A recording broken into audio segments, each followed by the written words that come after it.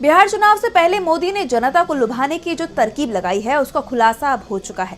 पहले मुंबई हमलों के अपराधी तहव्वुर राणा को भारत लाया गया और अब पंजाब नेशनल बैंक घोटाले के आरोपी मेहुल चोकसी को बेल्जियम में गिरफ्तार किया गया है, जिसके बाद बीजेपी सांसद अर्जुन राम मेघवाल ने मोदी को इसका श्रेय देने में जरा देरी नहीं की, जिससे जाहिर हो रहा है कि ये सब काम केवल मोदी की छवि सुधारने के लिए थे।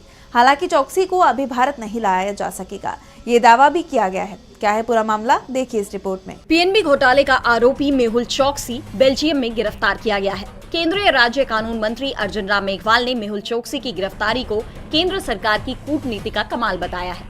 वहीं केंद्रीय वित्त राज्य मंत्री पंकज चौधरी और बीजेपी सांसद बृजलाल ने इस गिरफ्तारी को मोदी सरकार की भ्रष्टाचार के प्रति जीरो टॉलरेंस नीति का नतीजा बताया। मेघवाल ने कहा कि ये प्रधानमंत्री नरेंद्र मोदी की सफल विदेश नीति और कूटनीति का परिणाम है। हमारी सरकार ने तहव्वुर राणा को भारत लाने में कामयाबी हासिल की और अब चोकसी को भी वापस लाने की दिशा में कदम उठाए जा रहे हैं। ये भारत के लिए गर्व की बात है। हालांकि चोकसी के वकील विजय अग्रवाल का कहना है कि उनके मुवक्किल का प्रत्यर्पण आसान नहीं होगा, क्योंकि संजय भंडारी मामले में भारत के प्रत्यर्पण अनुरोध को भी खारिज कर दिया गया था।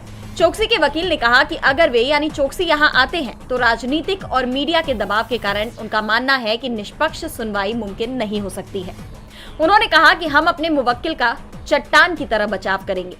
बता दें कि हीरा व्यापारी मेहुल चोकसी चिकित्सा उपचार के लिए बेल्जियम गया था, जिसके बाद से वो वहीं था।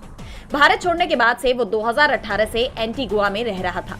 चोकसी और उसके भांजे नीरव मोदी पर सरकारी बैंक पंजाब नेशनल बैंक से करीब 13,500 करोड़ रुपए के गबन का आरोप है। इस मामले में नीरव मोदी के अलावा उसकी पत्नी एमी, उसका भाई निशाल भी आरोपी है। चोकसी के अलावा नीरव मोदी भी भाग चुका है, लेकिन अब सवाल उठ रहे हैं कि इतने सालों में चोकसी की गिरफ्तारी मोदी सरकार क्यों नहीं करवा सकी और अब इस गिरफ्तारी का श्रेय बीजेपी नेता मोदी को दे रहे हैं। तो इससे साफ जाहिर हो रहा है कि ये सब चुनाव से पहले की तैयारी है, यानी बीजेपी की पोल खुल चुकी है।